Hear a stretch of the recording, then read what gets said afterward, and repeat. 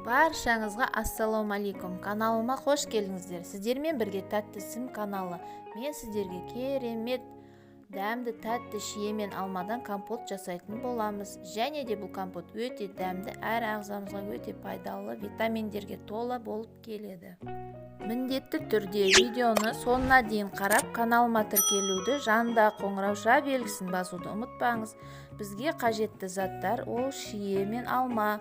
Ең алдымен шие мен алмамызды жақсылап, тазалап, жуып аламыз. Одан кейін жақсылап таза жерге оны жақсылап кептіріп аламыз.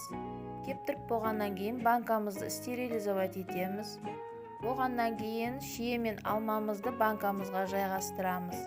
Және де оның үстіне шекерімізді саламыз.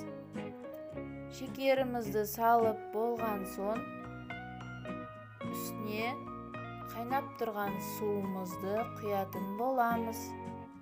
Қайнап тұрған суымызды құйып болған соң біртіндеп алып жабатын боламыз. Мінекей құрметті көрермендер, шиеміз дайын болды, компотымыз. Енді жауып аламыз жақсылап. Мінекей құрметті көрермендер, компотымыз дайын болды.